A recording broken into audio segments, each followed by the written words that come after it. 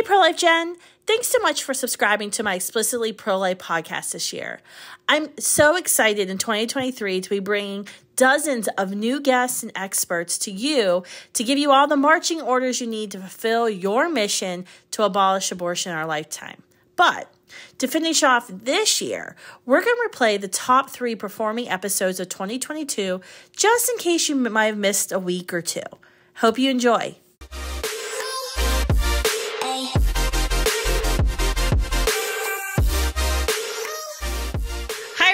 Kristan Hawkins. Welcome to this new episode of the Explicitly Pro-Life podcast. Today is going to be an insightful and fun episode with the good friend Steve Mosher, Dr. Steve Mosher. He is the president of the Population Research Institute.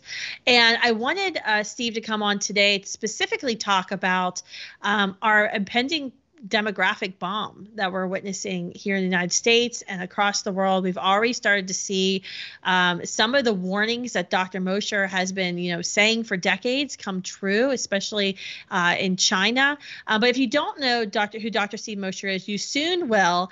You can, look up the Population Research Institute. They have some fantastic videos explaining, what's actually going on across our world. He is an advocate for human rights. He's been very much involved with what's happening in China, exposing the abuses of the Chinese one-child policy, as well as other human rights abuses and population control programs throughout the world. He's an author of numerous books, including The Journey of the Forbidden China, A Mother's Ordeal, One Woman's Fight Against China's One Woman Policy, Population Control,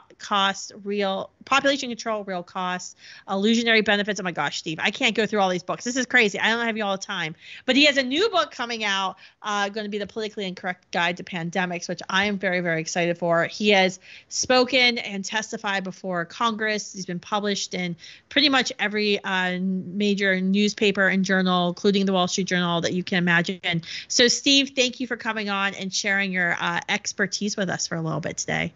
Well, it's great to be with you, Kristan, but I have to correct the record. I was denied my doctorate by Stanford University, so I appreciate the honorary doctorate that you have just bestowed upon me. But after I came back from China, after I was a witness to forced abortions of women 7, 8, 9 months pregnant, after I was an eyewitness to babies who were being killed at birth as part of the one-child policy, Stanford sent me packing. They fired me. They denied me my doctorate. So I am... Oh my gosh, that's crazy. I never even knew about that. What year was that? That was, I came back from China. I was the first American on the ground in China. I arrived in China in March of 1979. We had just normalized diplomatic relations. So I was the first social scientist allowed into the country.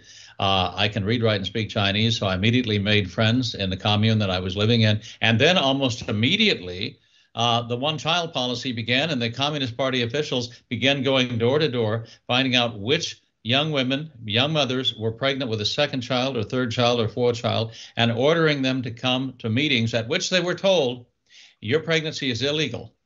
You must get an abortion for the sake of the commune, for the sake of the province, for the sake of the great country of China. You must end your pregnancy. And a lot of the young mothers, these were young mothers in their early 20s, mid-20s, late 20s, who had, 1 or 2 or 3 children already. They threw up their hands and said, no, we got pregnant 6 months before. My husband and I want another child. And now you're telling me our baby is suddenly illegal? So they refused.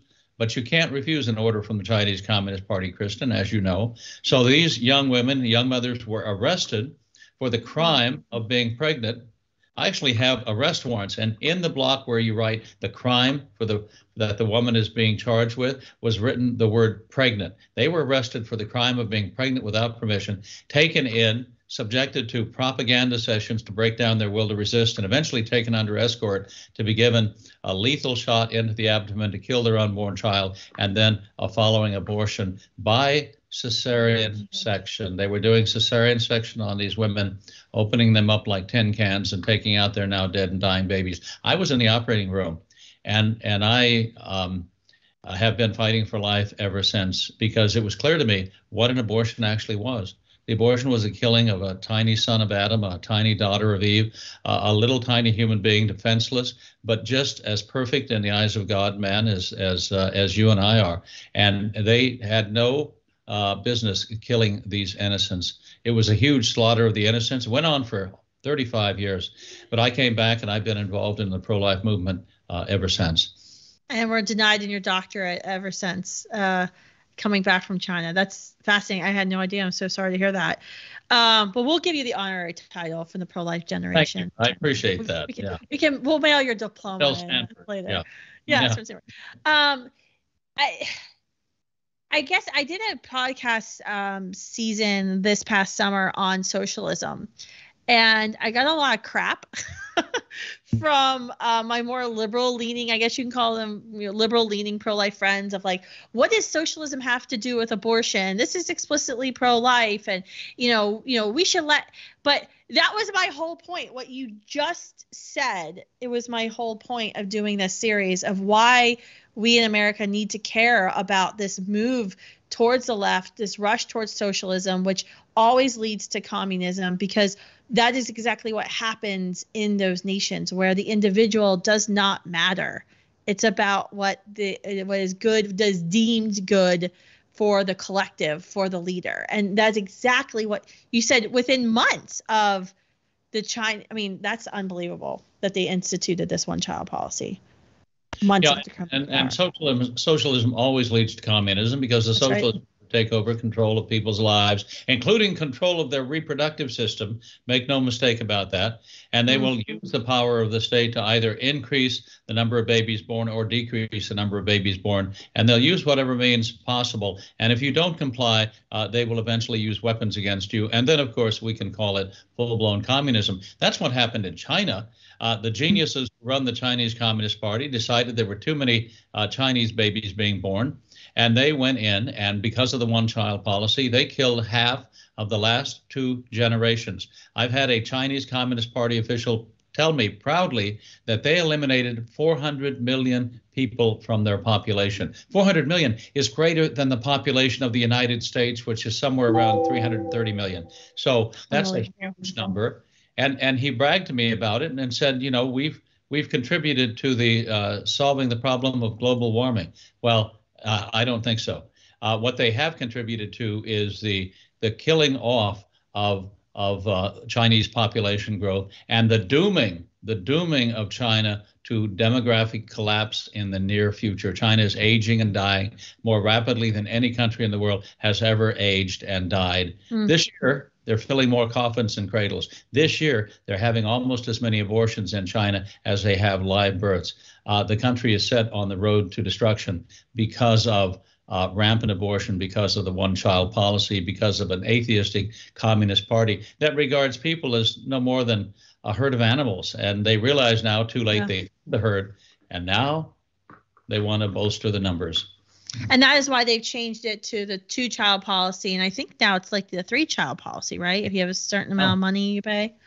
Yeah. Well, it's 3-child policy. They went to 2 children in 2016, and they expected a baby boom. They didn't get it. Guess what? 2 generations of anti-natal, anti-child, anti-baby propaganda had done their work. Chinese young people don't want to get married, much less have children. At most, they'll have 1. And so in desperation last June, they went to a 3-child policy. Again, expecting a baby boom. They haven't gotten it. The number of abortions continue to go up. The birth rate continues to go down. I just hope that no one shows the head of the Chinese Communist Party, Xi Jinping, gives him a copy of The Handmaid's Tale, because it will be in China, The Handmaid's Tale come to life. They will force young women to get pregnant and carry their pregnancies to term. They will do anything and everything. They're amoral, immoral, and would have no compunction about using the same kind of force on young women to force them to have children as they used over the last 3 decades to force them not to have children. Holy cow, I hadn't even thought about that, but you're absolutely right. I mean, they don't care about a woman's body and her rights at all. Wow, that's a very, very scary thought. So you're saying China's in trouble. They've got this decades-long policy of forced abortion, of forced sterilization. I guess what we're talking about, the international, it's been interesting watching what's happening and kind of hear the pundits, I guess, try to give reasoning for why Russia has done what they've done there in the Ukraine. Why is Russia, going after the Ukraine? And I actually had somebody come up to me and was like, well, I thought, Russia, Putin was supposed to be, anti-abortion. And I guess they thought he was like a good guy or something. But can you explain what's happening there and kind of your take?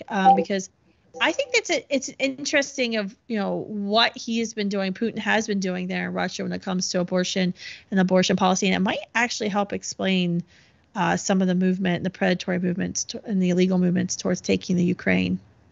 Yeah, I think it does. Back in 2005, Vladimir Putin said that Russia was facing a demographic disaster. That was 17 years ago. The demographic disaster is now full blown.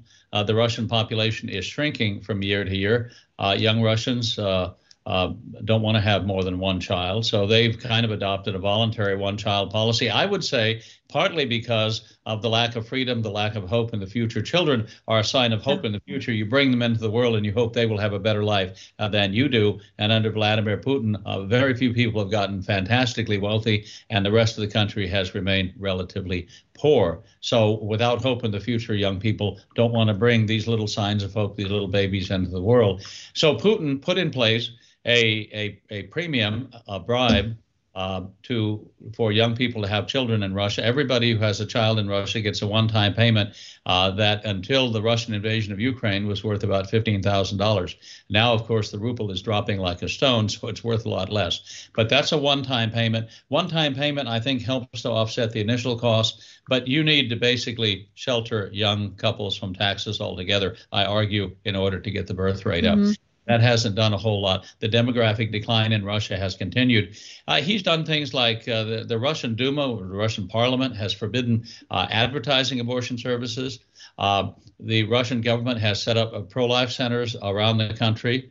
Actually, that's mostly a private venture, encouraging young Russian women to carry pregnancies to term, whether they're married or not. So they have done some things on the pro-life front, but from Putin's point of view, these things are not being done because he's a good guy. These things are not being done because he respects the sanctity of life. These things are being done because the Russian population is literally dying each year, and he wants more. Well, among other things, he wants more bodies, young men, so he can conscript them into the military and send them into Ukraine to invade that country, which has 40 million people that Putin would like to add to his own declining and diminishing population. So I think part of the invasion justification in Putin's mind is we're going to bolster Russia numbers from 126 to 166 million. And if he has to kill some along the way, then so be it, because he doesn't really care about human beings to begin with. Right. It's unbelievable, absolutely unbelievable. But I thank you for explaining that, because I think that there have been questions about. I heard that Russia was doing some pro-life things, and yeah, but that's not because Vladimir Putin is a good guy or that he values human life. I guess to back up the conversation, why does studying the birth rates of countries matter? Why is this so important work? Well, because babies are the only future a family has. Children are the only future a nation has. Nations have died out before. The reason why, let's go back to ancient history, classical history, right? The reason why Greece fell to the Roman invading army was because the Greeks had gotten sort of adopted an antinatal attitude. Herodotus wrote, the ancient Greek historian, Herodotus wrote that Greeks weren't marrying as they should, and they weren't having the children that they should. So that when the Roman army invaded, the entire Greek peninsula could only mobilize a few thousand soldiers. They were defeated. So demography is destiny, people say. And the destiny of Russia, under Putin at least, is to die over time. The destiny of China under the Chinese Communist Party is to see its population decrease to 500 million by the end of this century, unless something changes. That's the trajectory that China is on. They're averaging only about 1.3 children, 1.2 children per woman. And over time, that means your population numbers are going to be cut in half with each generation. Because replacement value is 2.1 children for every couple. Replacement value, if every couple has 2.1 children, the population will maintain itself. It'll be what we call zero population growth. If you have more than that, your population will grow, which I think is a good thing. I mean, look, I've been saying this, as you mentioned, for decades. I wrote in the wall page of the Wall Street Journal back in 1997 that our long-term problem is not too many people, it's too few people. And I think a lot of very smart people are waking up to that fact. I think Elon Musk, of course, Tesla and Starlink, right, all the rest, that Elon has said recently on Twitter, he said, wake up, people. We need to increase the birth rate. Otherwise, civilization will collapse. And that's true. Without people, you have nothing. People are the ultimate resource, right? The one resource you can't do without.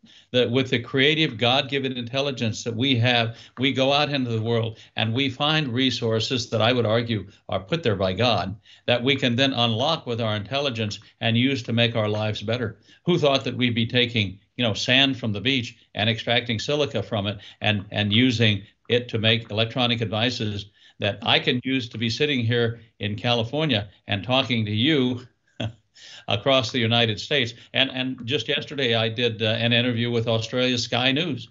So, halfway around the world in the southern. It's like real world Minecraft. You're mining for resources. The humans got to go find it, though. My son would be so excited. So I just did Minecraft. You need human beings, the ultimate resource. And think about China. They've killed off 400 million of the most productive, enterprising, hardworking people on the planet. And the Chinese Communist Party thinks that's a success, that they're better off. No, they've destroyed enormous amounts of human capital.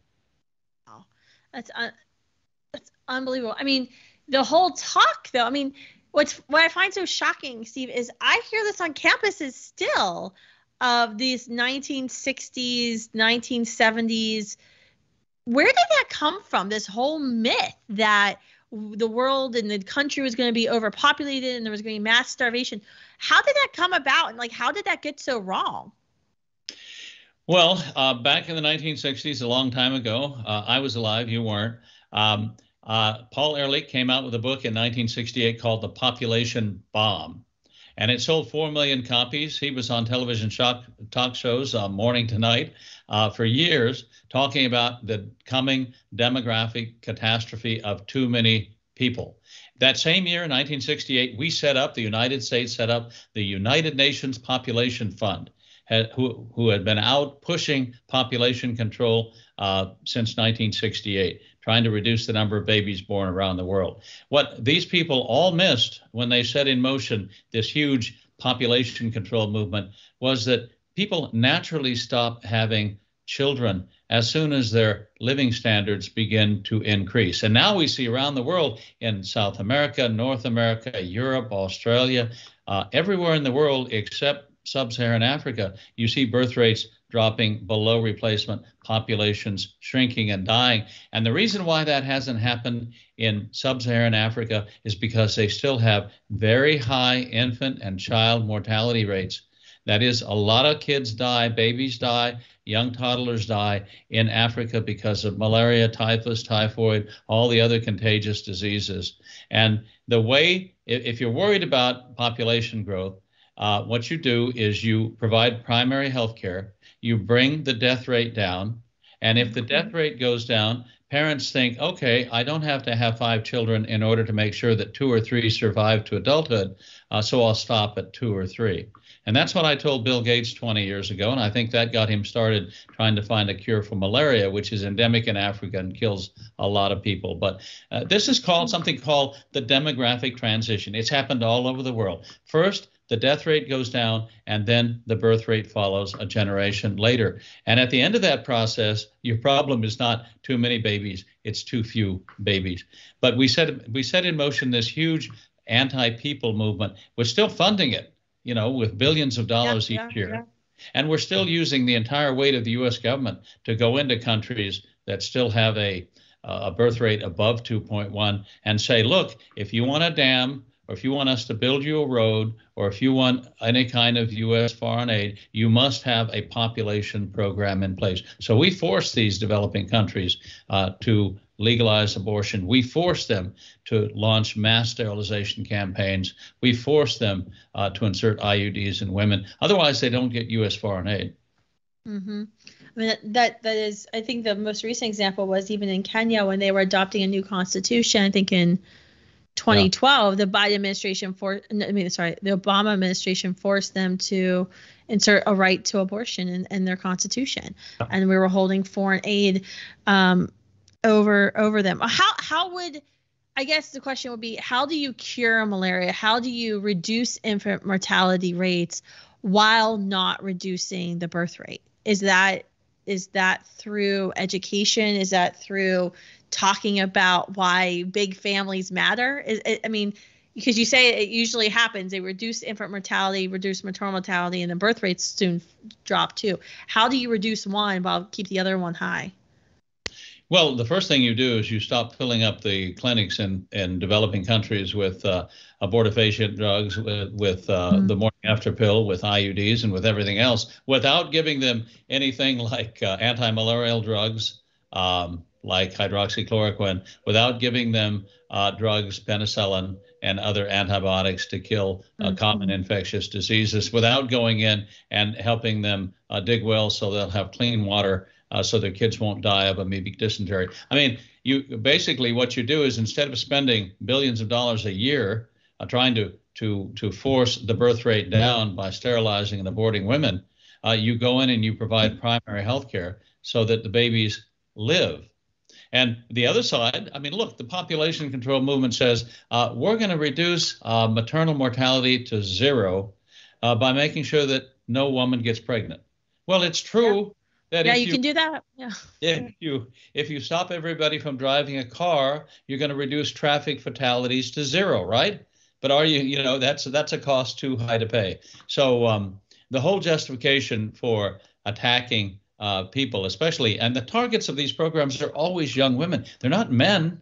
Men are more difficult to convince to get a vasectomy. Women are easier targets. That's why it's young women in these countries, in China, in Vietnam, in Africa, and Latin America, that are the targets of these programs because they're vulnerable. Yeah, absolutely right. I guess, what's your response then to the tree huggers, the environmentalists? The Prince Harry, or he's not His Royal Highness anymore. I think you still go, but Prince Harry and Meghan, his wife Meghan, who came out and said we're only having 2 children because we want to save the planet. What is our response to that? Because we hear that all the time of, we need to save the planet, therefore we need to cut down our child number, our families and our children, and these human beings are a scourge upon the earth. Well, he gets that from his grandfather, Prince Philip, who said a few decades ago that when I die, I want to come back as a virus so I can kill off humanity, which was kind of a nasty thing to say when you think about it. So that's what was Harry's grandfather, who recently passed away. But yeah, look, there is no necessary correlation between the birth of a baby and the death of a tree. Okay, there's no connection between the two. I always like to use the example of the whales. Right? There's one country whose people really, really like whale meat, and they eat a lot of it. And those are the Japanese. And I love the Japanese. I lived in Japan for several years. I speak some Japanese, but they eat a lot of whale meat. It's a delicacy for them. And so for a long time, they were out killing a lot of whales and driving some whale species to extinction. The answer, the solution to getting the whale population to become numerous again was not to reduce the Japanese population. It was simply to put restrictions on the hunting and killing of whales. We did that, and the whale population has come back up, and whale species are no longer, in general, in danger of extinction.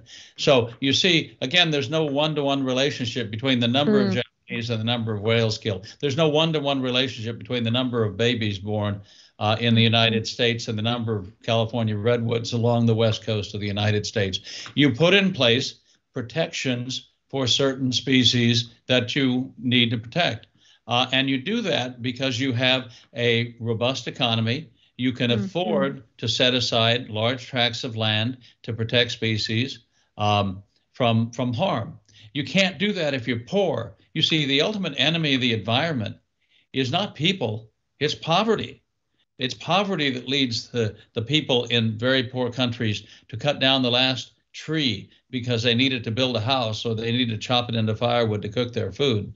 It's poverty that leads them to pollute the pond that they need for drinking water because they can't afford to dig a well or build a septic system. So poverty is the great destroyer of the environment. And in order to develop, you need people, right? You need the creative intelligence, the hard work of people to lift people out of poverty. And it turns out that when countries get to about $3,000 per capita, which is the amount of money you make per person each year in a country, then they can start protecting the environment because they have enough resources to set aside to do that.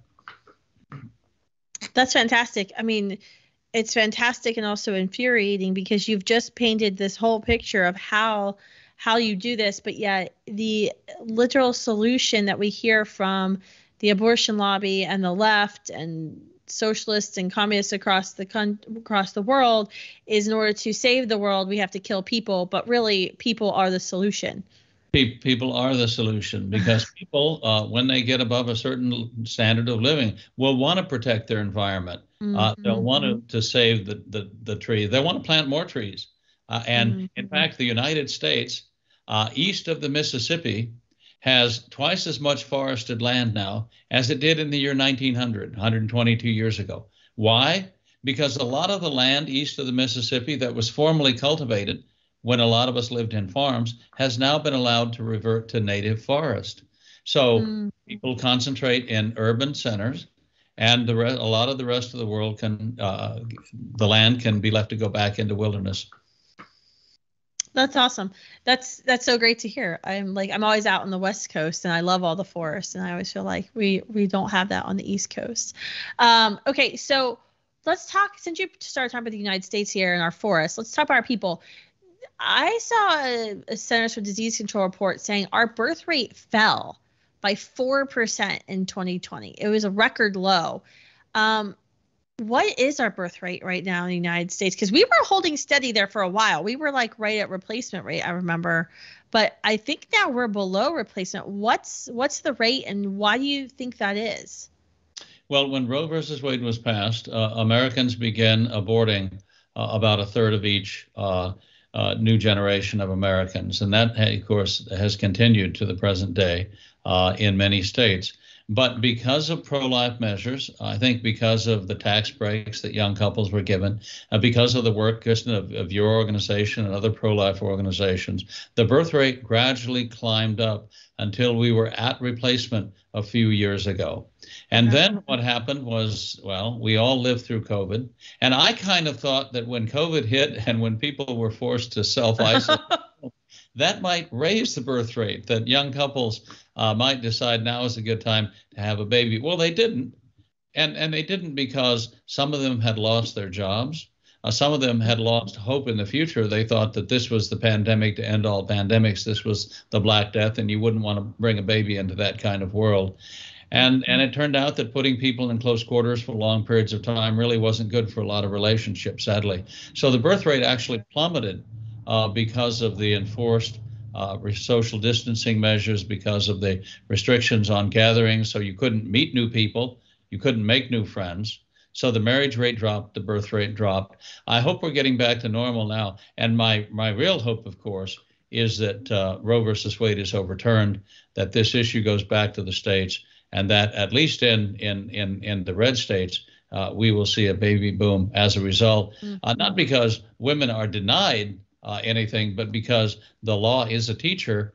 And if the law says, babies are blessings and not burdens, a lot of young women will come to think of them that way and begin to cherish life. What do you think? I mean, thinking about the Dobbs decision, hopefully reversal of Roe, I know I saw a lot of ads for vasectomies in Texas after the Texas heartbeat law went into effect. Have you thought about or started to fear even more of a birth decrease in a post-Roe America where you'll see like young people? I had a podcast I did with Dr. Christie from the Catholic Association before the end of the year that was pretty illuminating because, she had talked about this wave of young girls rushing for sterilization procedures, which is, much different than a vasectomy, a sterilization procedure for a man, which can be very painful, but can be reversible. Where having a Yeah. hysterectomy as a woman, that's not something that is reversible. Have you seen anything like that? Like a rush, a trend for young people to go ahead and sterilize themselves? Well, I think there's always been some encouragement to do that, and it's likely to get worse as the Yeah. number of abortion clinics that are shut down increases, as the number of states that protect life pass heartbeat bills and put other restrictions in place. It wouldn't surprise me if the left, which is to say the party of death, the party of abortion, tries to encourage using social media these sorts of manias, right? There's a trans mania around right now being encouraged on social media. And a lot of people are just having normal growing up pains or wondering if they were born in the wrong body, sadly. And so I think there may be social media campaigns by the party of abortion and by the party of death to encourage young girls to go in and I'm going to call it self-mutilation, mutilate their bodies by taking out a perfectly functioning organ, their uterus, and rendering themselves sterile for all time. And I think there will be a lot of regret, as there always is, when these fads get going and young people are stampeded into doing something that they think is in their interest, but turns out not to be over time. So Yeah, I mean, you think about like Planned Parenthood, they're the second largest distributor now of transgender artificial hormone replacement. And these are drugs that sterilize you for life. And they're giving them to 14-year-old girls. And I was reading an article. It's interesting because we've gone with transgender hormone replacement therapy. Now we've got this rush for chemical abortion, which, the Planned Parenthood and the abortion industry pushed so hard for during COVID and really exploited the crisis of COVID for their own gain. But you've had these policies in Europe where we've seen now in some of the Norwegian countries, they're pulling back from the recommendations that children get these transgender hormone replacement drugs until they're older, until they're, able to make fully conscious decisions, because they realize there's people taking these drugs that then mature and realize, wait, that was peer pressure. That wasn't really me. And it's too late. I just saw a report last week from the UK where they're going to cease sending chemical abortion pills via mail, which our Biden administration through FDA just okayed, because they've had more than 10,000 women hospitalized with severe challenges. Their lives are at stake after taking these drugs. And so it's interesting, like, we don't pay attention to Europe. I try to emulate Europe in so many regards, but then they go extreme left. We follow, but then we haven't. It takes like a while for us to understand, wait a minute, they're now pulling back on some of the decisions that they've made. They are, and you can tell that these moves in terms of the abortion pill by mail, in terms of transgender so-called therapy, which I would argue in the case of minors is certainly child abuse, and certainly the next step, of course, the irreversible surgical procedures that some physician, well, I won't call them physicians, I don't know what to call them, abortionists are going into a new business of mutilating the bodies of young children for life.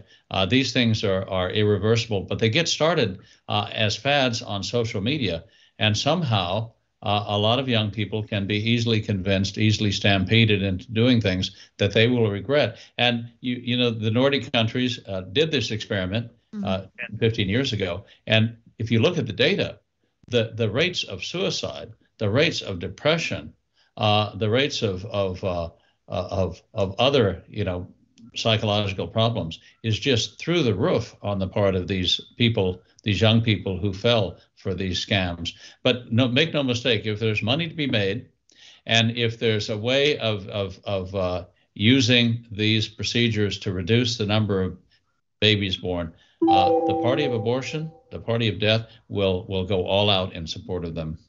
Yeah, I mean, some people have been asking me like, well, why does Planned Parenthood care about the transgender hormone replacement? Like, what's their thing? One, it's their new cash cow, but Right. two, this fulfills their mission of their founder, Right. to sterilize people and to lower the birth rate, because that's exactly what these drugs do. And to on your point, I was just pulling up a book I've been reading, Irreversible Damage by Abigail Schreier.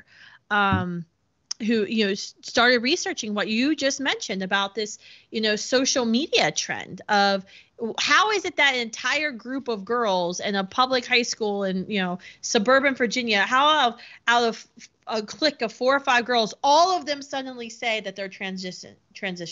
How is that statistically possible that you have so many people struggling with their gender identity? And it's what you just said. It's a social media phenomenon. It's a fad. And what's happening is we're rushing to be politically correct, and we're creating irreversible damage on these children and with their bodies. And as you just aptly said, it's child abuse.